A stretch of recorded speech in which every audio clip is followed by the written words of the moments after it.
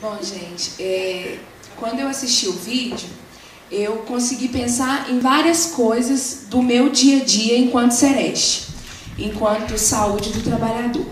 O primeiro ponto que eu quero colocar é a questão do trabalho em equipe e o trabalho articulando vários setores, né, do processo, né? No caso, as vigilâncias, o Ministério Público e outras instâncias mais. Hoje nós temos a vigilância em saúde, que engloba todas as vigilâncias. E dentro dela nós temos, hoje em Minas, a referência técnica em saúde do trabalhador.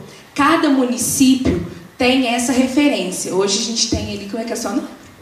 O Orlando, que é referência de São João del Rei. Lá em Barbacena a gente tem o Roberto, tem a menina também de Piedade, o que já ajuda um pouco nesse... Tem mais gente? Desculpa se eu não falei. Tem mais referência técnica aqui? Município?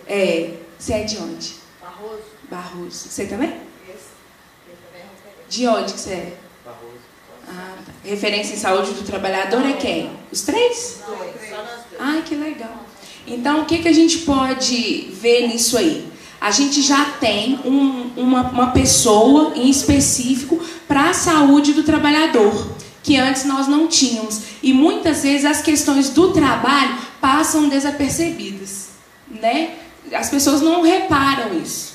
E aí hoje a gente já tem onde procurar. Já tem a pessoa que pode articular com as outras instâncias essas vigilâncias em ambiente de processo de trabalho, investigação de trabalho, e meios para que a gente consiga melhorar a questão do trabalho, seja ele onde estiver, né? Então hoje a gente já tem dentro dos meios de saúde uma pessoa que pode se responsabilizar, né? A quem pode responder por esse tipo de atividade. Ali a gente tinha a vigilância sanitária, né? Lá em Barbacena, quando eu vou fazer investigação de ambiente e processo de trabalho, a gente vai com a vigilância sanitária, né? Inclusive a nossa referência lá é da vigilância sanitária também.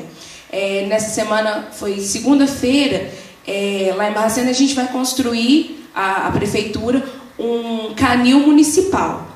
E o local escolhido até segunda-feira era o antigo lixão da cidade.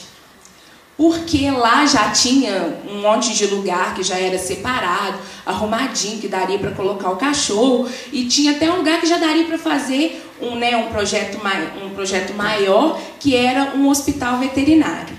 Porém, o lugar fica num local onde ainda tem o despejo de lixo e num antigo aterro, onde que hoje é um aterro, que talvez não seja preparado, né, para ser um aterro sanitário e que iria colocar os trabalhadores sim em risco, assim, a presença de urubu, o odor fétido em toda a extensão, né, e ainda tem trabalhadores lá, porque hoje o lixo ainda é colocado lá para ir para um outro lugar onde faz o aterro do lixo, e seria lá, né, o lugar onde que antes tinha o despejo de material tóxico, um lugar onde a gente chegou e tinha resto de produtos de hemodiálise, né? Então, assim, o trabalho tem que ser bem isso, ver o que tem lá. Isso vai prejudicar a saúde do trabalhador?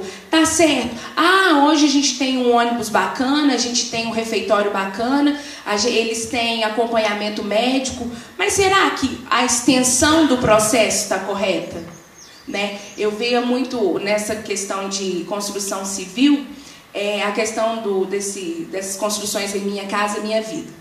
Lá em Barbacena, perto da casa da minha avó, construíram assim 30 prédios. Eu não sei exatamente a quantidade. Mas no começo aí tinha as casinhas onde os trabalhadores ficavam. Eram casinhas de madeira, tudo enfileiradinho assim, e eles ficavam lá, de dia, de noite, de manhã. Eles viveram lá. Será que aquele lugar tinha condições realmente de receber esses trabalhadores? Né? Então eu acho que o papel da saúde, da vigilância em saúde, hoje da referência técnica em saúde, do Sereste, é justamente isso. Estar atento a esses processos, aos ambientes de trabalho, para que a gente consiga traçar esse perfil. O que está acontecendo? Igual ali a gente viu que eles já tinham condição, eu espero que um dia bem perto, eu falei com o Luiz que a gente já está tentando adquirir os materiais, que a gente consiga no Sereste de Barbacena ter pessoal, né, e condições técnicas para a gente fazer esse tipo de trabalho, porque esse é o nosso trabalho, né, e a gente vem se preparando, se especializando para isso. Eu acredito que aqui em São João a Heloísa também vem tentando isso, né, Luísa? Chegar nesse ponto, porque se a gente não estudar, a gente não vai conseguir. Eu lembro que a Heloísa apresentou um trabalho aqui, feito com atenção básica, onde eles conseguiram chegar a uma máquina que estava causando acidentes de trabalho em vários trabalhadores, né? E isso foi um trabalho de pesquisa, um trabalho de investigação de processo e ambiente de trabalho, de inspeção. Lá em Barbacena a gente está passando por um caso onde tem um restaurante, e esse restaurante deve ter cerca de 20 funcionários, se tiver isso, e nós recebemos 6 profissionais de lá com problema de distúrbio osteomuscular e pressão alta, de um mesmo local. E quando a gente vai entrevistar esses pacientes, eles relatam que eles têm trabalhado sem horário de descanso, que eles chegam para trabalhar 8 horas da manhã e saem a hora que for. A hora que o patrão mandar é a hora que eles vão embora. Então a gente está planejando já junto com a vigilância a investigação e a inspeção nesse local, nesse restaurante. Não que eles não tenham meios de trabalho, meios bons de trabalho, mas alguma coisa está acontecendo lá que não é bacana. É certo colocar um trabalhador para chegar às 8 horas da manhã e sair 8 horas da noite sem horário de descanso? Qual que é a pressão que esse trabalhador está recebendo? Entendeu? O que está passando pela cabeça dele? Qual que é o sentimento que ele está tendo? Então, o primeiro ponto que eu quero colocar é isso. A articulação entre as diversas instituições para que a gente consiga fazer verdadeiramente uma inspeção em ambiente e processo de trabalho e consiga traçar as vertentes de cada trabalho para que a gente veja por que o trabalhador está adoecendo por causa daquele trabalho, né? Porque o trabalhador adoece pelo trabalho. A gente sabe que muitas vezes ele chegou sem nada, a maioria das vezes, e sai com algum agravo de saúde, igual a Rosângela estava falando. Por que será que os trabalhadores da Polícia Civil têm síndrome do pânico, né? Por que será que os trabalhadores rurais têm problema de dermatite? Será que eu fui lá e escolhi todo mundo que tinha alergia e coloquei lá?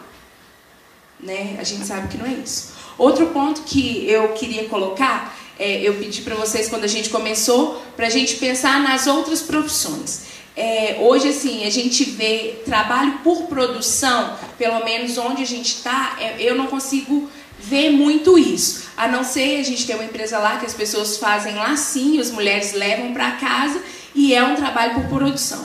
Mas eu consigo enxergar para uma outra vertente. Na área da saúde, a questão da enfermagem, da medicina. A gente tem os plantões de 12 por 36, não é isso? O trabalhador trabalha 12 horas e descansa 36 horas. A coisa mais difícil que você tem hoje de ver é um trabalhador que trabalha 12 horas e descansa as 36, que lhe foi proposta, não é? A gente tem um trabalhador que sai do plantão, vai para o outro e vai para o outro. Porque eu tenho essa vivência onde eu trabalho. Eu tenho um técnico de enfermagem na minha equipe que trabalha em 3 hospitais diferentes. Entendeu? Então, assim, será que isso também não é uma forma de trabalho por produção? Porque se ele não trabalhar aquele tanto, ele não vai receber o tanto que ele precisa? A gente tem a questão dos técnicos de raio-x, que tem lá que eles podem trabalhar 24 horas semanais, daria cerca de 4 horas por dia se a gente for contar o sábado. Eles trabalham 4 horas sim, 4 horas no hospital aqui, 4 horas no hospital lá e 4 horas no outro. E a exposição à radiação que eles têm aí? Então a gente não tem a questão do trabalho produção somente quando o trabalhador está lá com o podão cortando a cana. A gente tem também os trabalhadores da agricultura familiar, que eu vejo muito lá na nossa região. Eles acordam 4 horas da manhã e termina 7, 8 horas, a hora que chega em casa. Por quê? Além deles terem que trabalhar, eles trabalham para eles, e quanto mais eles conseguirem produzir, mais eles vão receber. Eles não estão ligados à produção de um patrão que vai pagar aquele salário para eles, mas eles estão ligados ao dinheiro que eles precisam para sobreviver. Então a gente tem as empresas, eu acho que a Heloísa quer falar alguma coisa aqui. Agora, isso mesmo que eu estou comentando, tem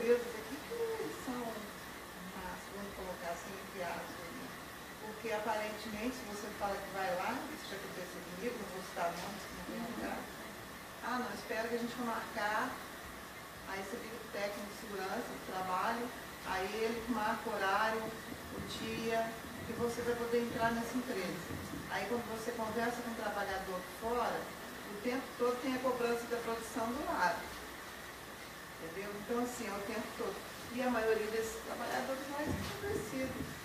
E essa empresa, ela é localizada em um município, mas ela tem colocado serviço em outros municípios. Então a coisa está assim, se espalhando aqui pela região. Todo dia eu estava falando isso para as referências, que a gente tem que ficar atento aonde que essa empresa está entrando, porque é complicado. Outra coisa que eu penso também é a questão das altas temperaturas, né? Que a gente viu muito bem ali.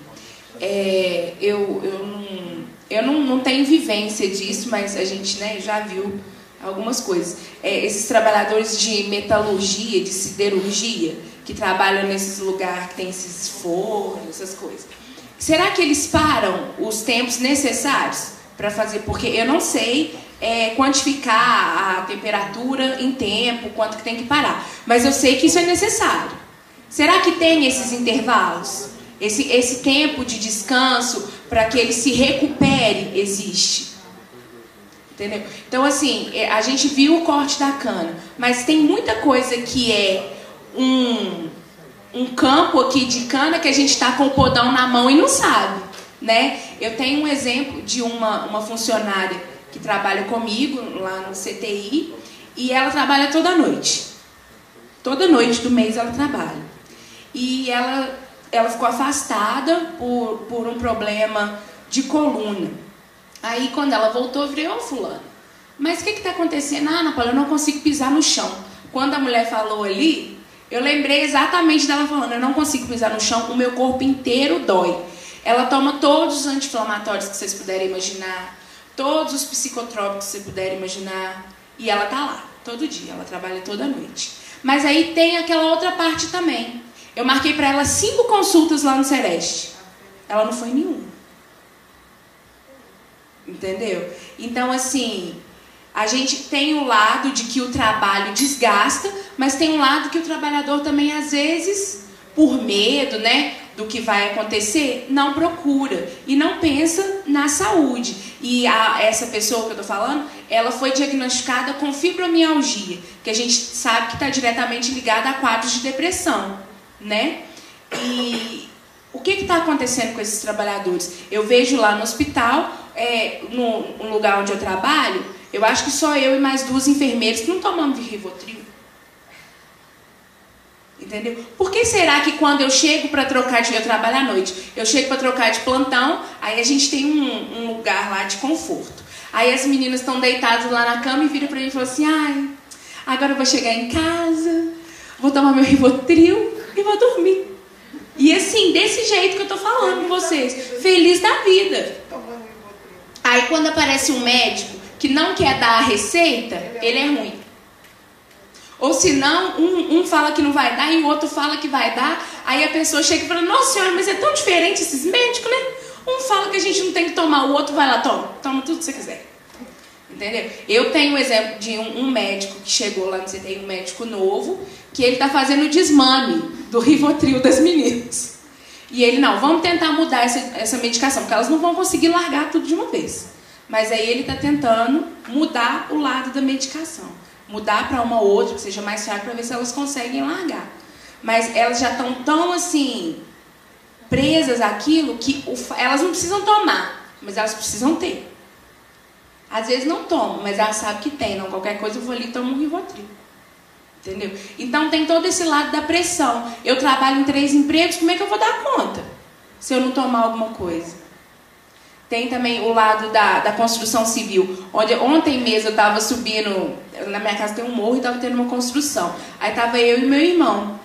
E a gente estava falando que a gente quer fazer um muro lá na minha casa, a gente estava pensando num pedreiro. Aí passando na frente da casa de um pedreiro que bebe muito. Aí o meu irmão virou para mim e falou assim, Ana Paula, pedreiro, quando não bebe é rico. Meu irmão falou bem assim comigo, pedreiro quando não bebe é rico. Será por que ele pensou nisso? A pessoa que mora lá perto da minha casa, ele tinha, a rua inteira era da esposa dele, de casa de aluguel. Ela morreu, ele já vendeu quase todas. E ele trabalha todo dia. Ele trabalha todo dia, mas ele também bebe todos os dias. Será que a gente pode ligar a questão do trabalho braçal à questão da bebida? Eu acredito que sim. Eu acredito que esses trabalhadores eles têm um sofrimento interno muito grande, porque apesar de ser um trabalho digno e valorizado, tem uma certa como é que eu vou falar? Um certo preconceito da população, talvez porque a pessoa trabalhe, fique sujo, né? Não é um trabalho indigno, mas isso. Mas ela é uma profissão desprestigiada socialmente, entendeu? E o que acontece? Eu assisti um outro vídeo que também falava de que nós assistimos, né? Aquele que a Vera levou no outro fórum, onde quando as pessoas perguntavam assim para os trabalhadores qual que é o seu sonho, aí um virava e falava assim, meu sonho é ter uma moto. Ao outro, meu sonho é ter uma bicicleta. Eram sonhos assim pequenos, coisas que pra gente é nada, mas que pra eles eram muito grandes. Só que chegou num trabalhador que virou e falou assim, eu não tenho mais sonho.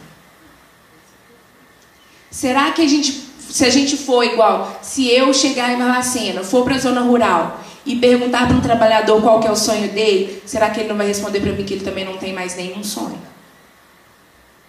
Eu acredito que eu vou achar essa resposta em muitos lugares. E ao mesmo tempo que a gente vai aí nesses campos aí de construção, aí, essas coisas dessas empresas grandes, eu acredito que a gente também vai achar isso. E a gente vai achar trabalhador bêbado, a gente vai achar trabalhador doente que não quer ir no hospital porque não pode, porque se ele for lá se tratar e ficar de atestado, ele vai ser mandado embora. Né? Ainda mais que é contrato. Né? Porque quando a gente trabalha de contrato, igual eu trabalho, amanhã eu vou chegar lá, não sei se ainda vou estar trabalhando. E ainda tem essa pressão ainda, de não saber se você vai ter emprego amanhã. Então, assim, eu acho que o vídeo era do cortador de cana, sim. Mas eu acho que a gente tem cortador de cana em cada cantinho que a gente tem aqui nos nossos, pelo menos na minha micro-área, lá onde eu trabalho, na minha micro-região, a gente tem cortador de cana em todos os lugares. A gente tem cortador de cana agente comunitário de saúde, que trabalha todo dia no sol e não tem protetor solar, né? A gente tem cortador de cama que trabalha na siderurgia, com aqueles fornos lá super aquecido e que ele está lá e não tem horário de descanso. Lá no restaurante, que ao mesmo tempo ele está com a panela quente e pesada, ele está com a panela lá dentro da água gelada. E a gente sabe que isso tudo é propenso para agravos relacionados ao trabalho, né, a LERDOR. A gente sabe da pressão que eles sofrem para trabalhar. Da remuneração que é pequena, igual a gente tem no caso da saúde, que a gente tem que trabalhar em 3, 4 empregos e ainda fazer alguma coisa em casa para o dinheiro dar, para a gente, né, ter uma coisa melhor. Então, eu acho que a gente está com o podão na mão todos os dias. E a gente tem que saber avaliar isso. Tá? Obrigada.